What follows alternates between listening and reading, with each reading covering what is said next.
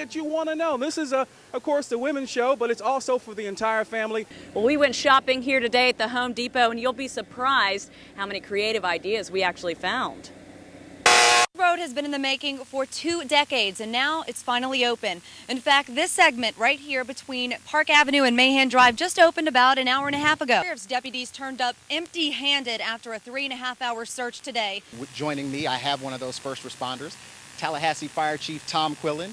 Now, Chief Quillen, tell me a little bit about what was the atmosphere today at the department? Well, basically, as you know, we've been responding to our normal everyday emergency events. Reporting live from City Hall, where bright beams of light shine for lives lost, I'm Lenita. I'm getting into a little mischief. Now, the cool thing here is that I'm borrowing the sets of the Eagle windows and doors, but there's so much here that you can check out. And there's windows, there's doors. If you go all the way down this way, you can buy exercise equipment if you want to for your house. Everything from indoor to outdoor. Last year, a lot of my customers wanted me to get larger pieces for more outdoor decor for underneath porches or in trees, so here you go. I went kind of wild on some of my larger pieces. City of Toledo is going to pursue legal action in Muni Court, possibly as early as today. Well, Chris, take a look here. We're in East Toledo. You can see a lot of neighborhoods look like this one tonight. All sorts of standing water on the street. You can see it's actually pretty deep in several spots here. Covers my feet.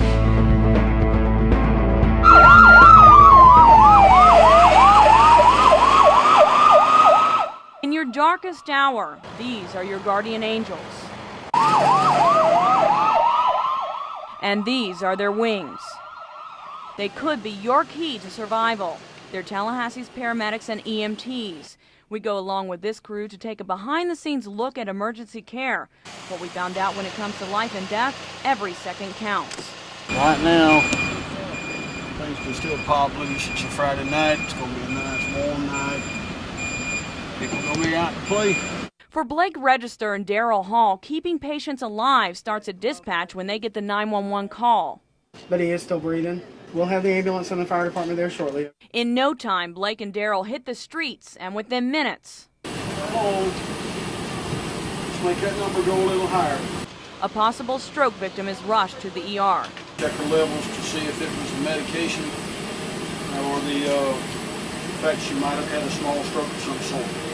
While major medical emergencies can strike at any time, there can be plenty of downtime. We just wait on a call. Some days it's busy, some days it's not. So that's part of the excitement of the job. You never know what you're going to have when you come in. And for this crew, downtime keeps them active. From reloading medication and supplies, to pumping gas, to a little self-refueling. We try to do whatever we have to do to keep them alive till we can get them to the doctors and the surgeons. They perform the hard stuff. We try to get them there alive. When emergency calls, they're back at it. In this case, a nasty car accident. He doesn't want to go to the hospital, so we are ready for the next call. These farm workers usually help deliver produce to your dinner table, but now they're trying to deliver a strong message. We want the governor to put attention to the problems of the farm workers. Problems like bad working conditions, poor labor relations, and low wages. The workers' wages has improved very little bit while the cost of living went up real high. It's hard because we have to be Angelita Rodriguez says she gets 40 cents every time she fills one of these buckets with tomatoes. She says after 7 hours of work in the fields, she makes about $35. She's fasting like the others, but she's taking it to the extreme.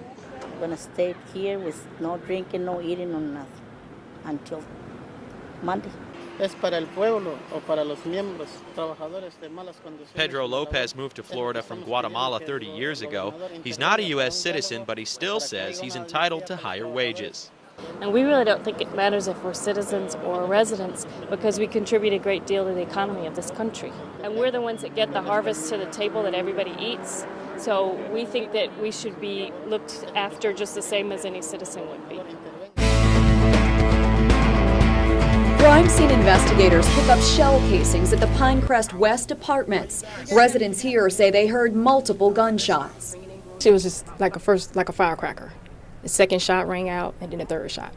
So you could tell they were gunshots, though. They were so loud. Police officers descended on both Godby High School and the apartment complex right across the street after school maintenance workers prepping the practice fields had to duck for cover.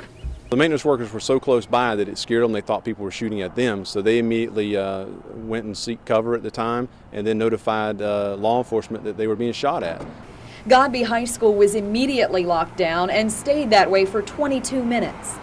Kids at no point were in any danger on this, but we have to go through this. Officers went door to door in this apartment complex until finding spent bullet casings right next to the ball fields, and they confiscated some more bullets from an adjacent apartment. And I come to find out they're in front of my house. An apartment Joel Germinal shares with his brother.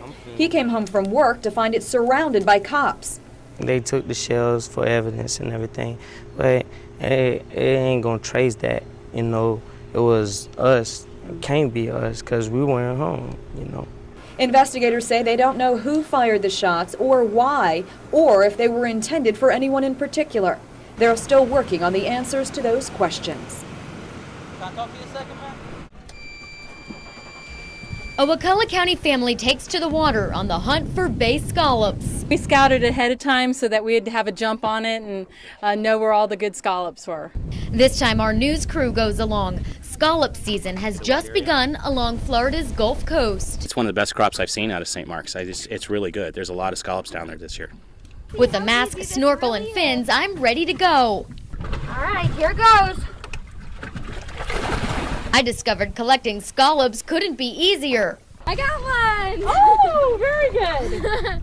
Oh, he's moving. Well, it's fun because you get to see all the fish and all that, and you get to see how they, like what they look like, and just, it's fun. A saltwater fishing license is required, and the limit per person per day is 2 gallons of whole scallops in the shell or a pint of shucked meat. Once you catch them, the real fun begins, cleaning. Pop right there, pull right out, that'll come right off. You got a nice little piece of white meat, put it in the bucket, and you're all done. That simple. The legal scalloping area runs from the Pasco Hernando line to the west bank of Mexico Beach. Once we caught our scallops, well, bon appetit. It's pretty good. Or, of course, you can cook them up. Gunshots erupted early Monday morning outside Mugshots, injuring 6 people and putting neighbors on edge. And it was terrible. And that was terrible. Yeah, what you heard the shooting? We were up. Yeah, how can you not? At least one neighbor says he's had enough. Just not a good neighborhood to be in. I'm moving Saturday. You're moving soon? Yeah. Is this a reason why? Yes, I don't like the neighborhood at all. A court order issued Tuesday afternoon closes the doors on the problem spot watering hole. A statement from the bar owner says Mugshots is now closed and will not open at this location. Sorry for the incidents that occurred this weekend outside my establishment. Not everyone is blaming the owner for the safety concerns. It is nerve-wracking to us as residents, but they can't control what the people do outside of their establishment. Tracy Simmons points the blame at those who pulled the trigger. It's the actions of the people and how they control their liquor and whatever other actions that they take. Others, including Kristen Connor, are happy to hear about the developments. I think it's the best thing that can happen because, like I said, this is the first time the shootings have happened. While the city has been granted a temporary restraining order, WTOL 11 has learned the Ohio Liquor Control Commission will take up the Mugshots license issue in mid-March. As you can see, it's already up to past my foot there, and then this corner is the worst. You can see my bike over here, the tire, bottom of the tire is pretty much underwater. Jay Adamchevsky has several inches of water in his basement after hours and hours of rain. We had a feeling there was going to be water, and we woke up at like 11:30, and as you can see, there's flooded all over. Oh, there you go. Thank you for calling Seagate and Gutter. The phones are ringing off the hook at Seagate Roofing and Foundation Services. We have been completely inundated with phone calls. Just tremendous amount of calls, people having excess water in their basements. Steve Naylor says crews are swamped because of the swamped ground. Many of the people with flooded basements have never had the issue before. There's just so much water, the ground is so saturated, and either the sump pumps can't come up, keep up with the water flow, their footer tiles are bad and it's just pouring out onto their floor. or their drains are backing up. When you guys were here earlier, it didn't even make it up to over here, and now all of a sudden it's all the way to the other side of the basement. For Adam Chevsky, it's a waiting game, waiting for a plumber to get the time to come to his house and waiting for the rain to stop. Who are they? Well, it's my job. My job. And why are they here? That says it all, I think. They're the Cooper Tire workers who have been locked out of their jobs since November. We just want a fair contract. We want to go back to work. They built that company. We deserve better. We deserve to be treated like human beings. And while they're telling Cooper Tire customers to stay away from at least a half dozen Cooper Tire stores in Findlay. And how they locked this out, and they might not be getting the best tires right now. Stand up for what's right. Put an end to this crap.